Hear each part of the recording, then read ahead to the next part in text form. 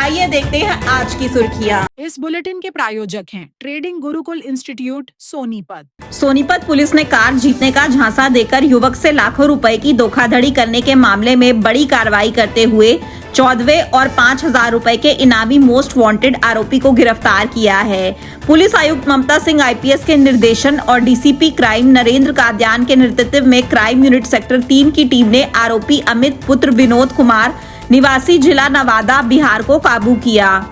वर्ष 2021 में पीड़ित पवन से फ्लिपकार्ट पर कार जीतने का फर्जी मैसेज भेजकर अलग अलग बहानों से रुपए खातों में डलवाए गए थे।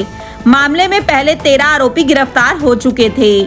आरोपी को न्यायालय में पेश कर 5 दिन के पुलिस रिमांड पर लिया गया है। सोनीपत जिले के थाना खरखौदा क्षेत्र में तेज रफ्तार और लापरवाही से वाहन चलाने का मामला सामने आया है, जहां ड्यूटी से घर लौट रहे 3 युवकों की बाइकों को एक सफेद रंग की स्कॉर्पियो ने टक्कर मार दी।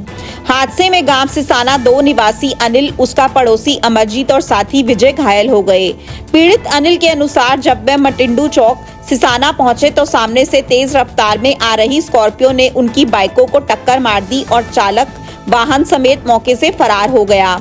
राहगीरों की मदद से घायलों को सीएचसी खरखौदा में भर्ती कराया गया, जहां से उनकी एमएलआर तैयार की गई।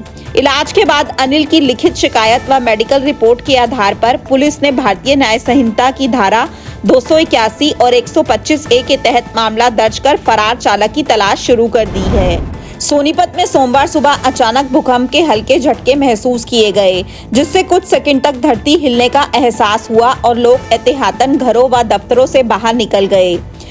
रिक्टर स्केल पर भूकंप की तीव्रता 2.8 दर्ज की गई, जिसका एपिसेंटर नॉर्थ दिल्ली क्षेत्र बताया जा रहा है, जिसके कारण सोनीपत और आसपास के इलाकों में कंपन महसूस हुआ।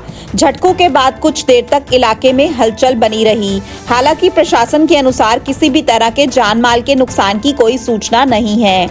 भूकंप के बाद प्रशासन और आपदा प्रबंधन विभाग ने स्थिति की समीक्षा की, जबकि विशेषज्ञों ने बताया कि यह क्षेत्र भूकंपीय जोन 4 में आता है, जहां इस तरह के हल्के झटके सामान्य माने जाते हैं। लोगों को सतर्क रहने, खुले स्थानों में रहने और अफवाहों से दूर रहने की सलाह दी गई है। सोनीपत शहर में तेज रफ्तार वाहन की टक्कर से एक व्यक्ति गंभीर रूप से घायल हो गया, जबकि हादसे के बाद आरोपी चालक मौके से फरार हो गया।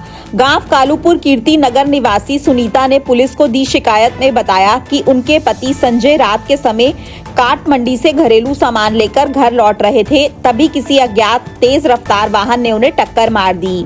परिजन घायल संजय को पहले ट्यूलिप अस्पताल और फिर प्राइमेक्स अस्पताल लेकर गए, जहां उनकी हालत लगातार बिगड़ती गई और वह कोमा में चले गए। डॉक्टरों ने उन्हें बयान के लिए अयोग्य घोषित किया। मेडिकल रिपोर्ट में सिर, दाहिने कोहनी और कलाई पर गंभीर चोटें दर्ज हैं।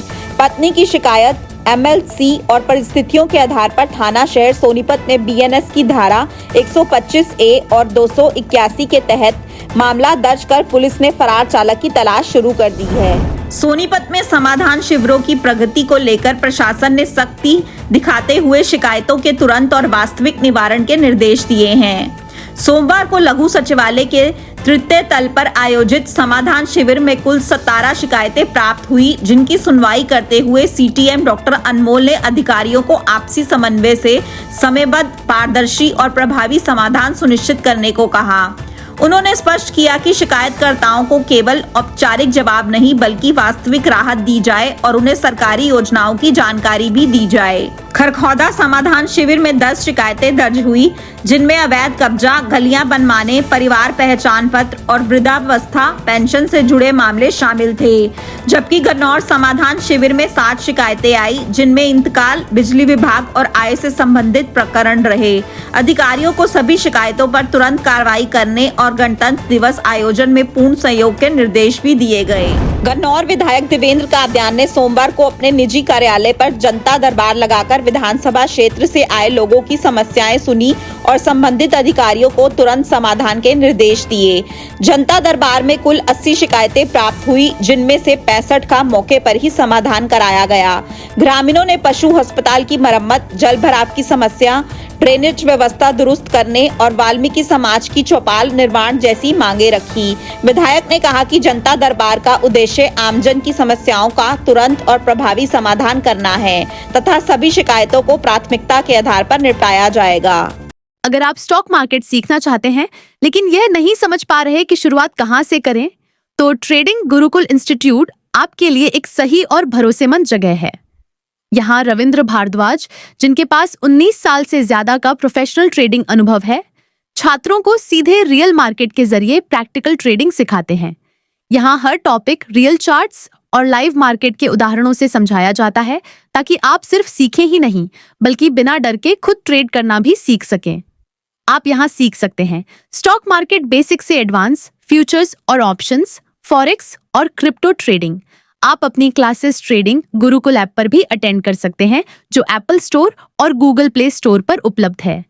तो आज ही अपनी ट्रेडिंग जर्नी की शुरुआत करें ट्रेडिंग गुरुकुल इंस्टीट्यूट के साथ। अभी कॉल करें स्क्रीन पर दिए गए नंबर पर। ट्रेडिंग गुरुकुल इंस्टीट्यूट, गांधी चौक, सोनीपत।